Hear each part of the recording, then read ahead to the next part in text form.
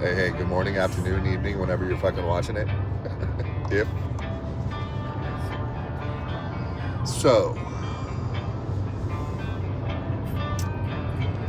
it's interesting. I drive to Utah a lot with this job I have.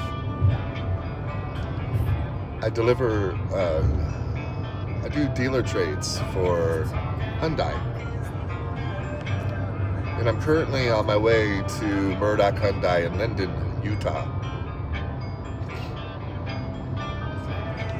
And every time I go to Utah, I always think about religion. I always do. It's just one of those things. I played basketball at Utah State University, and I also played basketball at University of Portland. So I got completely indoctrinated academically in the LDS religion and Jesuit Catholicism, maybe? Can't remember exactly. I think it was Jesuit. But University of Portland. You know, it's interesting. Here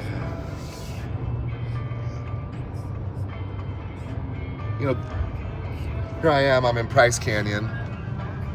And I had to switch up. And the song came on, right? It's Right Into by Tool. Don't know if you know it. But it's really great. It's from the perspective of these two angels.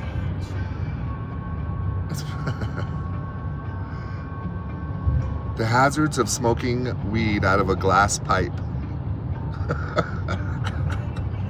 That's funny. Come on. All right. So it gets me thinking about religion coming here to Utah. And then the song comes on, and of course I start thinking about it even more, and I'm like, wow, you know, it's like I'm thinking about Maynard James Keenan. And his lyrics are just so great, you know, they're just so great. Oh man, I really enjoy how he describes things.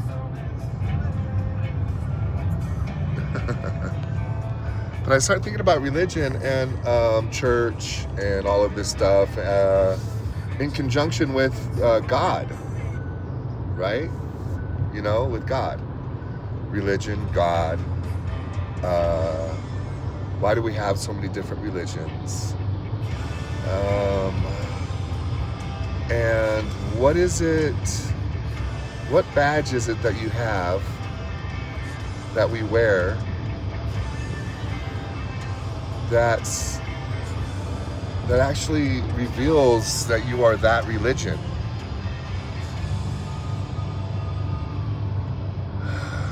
When I think of God, I think of togetherness and oneness, unity, not division, not separation. And it seems to me that the religions of the world are doing just that, separating and dividing, elitism. It's pretty bothersome if you really stop to think about it.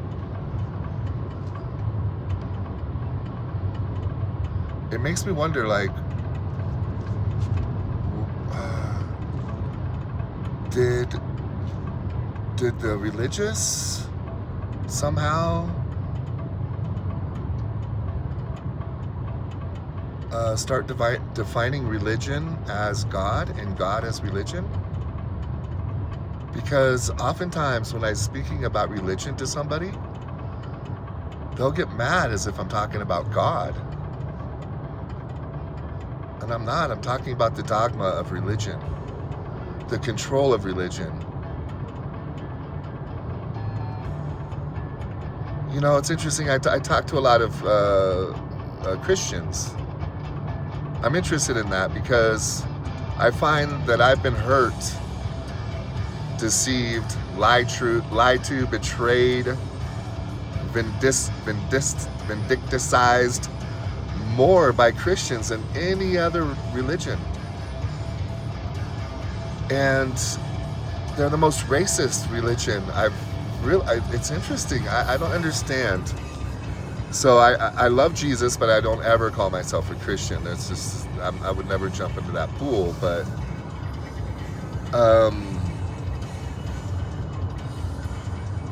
well, it's just frustrating. I don't understand why there is religion. Why is there religion? Right? You know, why is there church? So I had a really cool mom. Her name was Judy. She was interesting. She was a byproduct of a lot of abuse and a lot of courage and a lot of bravery and a lot of surrender and a lot of pain. But she was awesome. When we were young, you know, she was trying to find God. And none of us kids were really interested in that, especially me. Oh, God, no. It's not that I wasn't interested in finding God. It was that I was not interested in going and sitting in a fucking room doing nothing. Anyway. Oh, you colored and did crafts, blah, blah, blah, whatever. But my mom was cool. She made up her mind that we had to go to church one time. And if we liked it, then we can go back. And if we didn't like it, we didn't have to. I thought that was really great. I really did. So I went to every church you can think of as a child. At least once. By child, I mean 8, 9, 10 years old, okay? Like that. I noticed at a very young age, in the very beginning, at 8, 9, 10, I can't remember exactly, probably 8. Yeah, I think it was right around 8. I noticed that people would get really dressed up to go to church. The thing is, even though I didn't go to church before I was 8 years old, my mom read the Bible to us a lot. So much so that we actually acted it out as a play oftentimes. And the reason why this happened so much is because my mom and dad would fight a lot. And my dad would get crazy. And my mom, of course, induced him into this, enticed him to that, I'm sure. I'm not blaming my father by any means or any of that. I'm just saying what happened. So my mom would lock us up in one of the bedrooms while my dad would be throwing a fucking massive fit. And we would just act out the Bible. So I understood the Bible. I read it. And my mom read it to me and we read it together and all of that. So I don't ever recall as a child when I was reading the Bible and having it read to me where people got super dressed up to go to church. I also didn't ever recall Jesus going to church or synagogue ever, except when people were using it as a swap meet, and he got very angry about that. So as a young child, I remember going to church thinking everybody's a bunch of phony balonies. What the fuck are they doing dressing up to the nines? My mom included. Like she was going to Vegas or something. Man, we're going to fucking church, Mom. What the fuck? And then this basket that would be passed around. Well, little did they know that we ate beans and cornbread for dinner almost every fucking night. So we didn't have very much money. And to watch my mom give away our last dollar bills into this fucking thing that did nothing for us. I'm not kidding. It did nothing. It didn't do. Believing in God did something for my mother, but going to church did nothing for her. It actually devastated her. Seeing other people pretending like their lives were great when they're not. Anyway, so I noticed back then that church was just a social thing.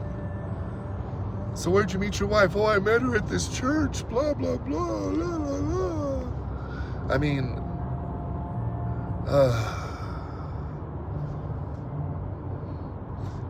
So, those of you who believe in Jesus Christ, like I do, I believe in him. I believe in Jesus. He's my hero. He is the greatest human to ever walk the earth. The only human to master all of the emotions of being human while living in the turbulence. I bow down to Jesus. He's amazing. The thing about Jesus, for me, that I read, I think in Luke somewhere, I think he says something about church and how Jesus states that more than two gathered in my name, the Lord's name, is church. So when did we get away from all of that fellowshipping, one-on-one fellowshipping, and go to this massive, huge environment? Huge, fucking huge, thousands of people, TVs. When did we go to that?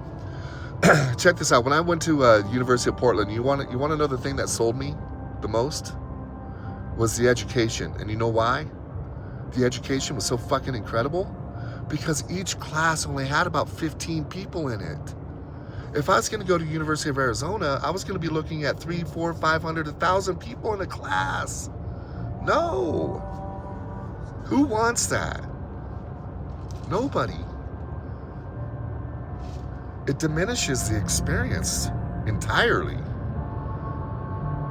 So why are people diminishing the experience of God in the name of church?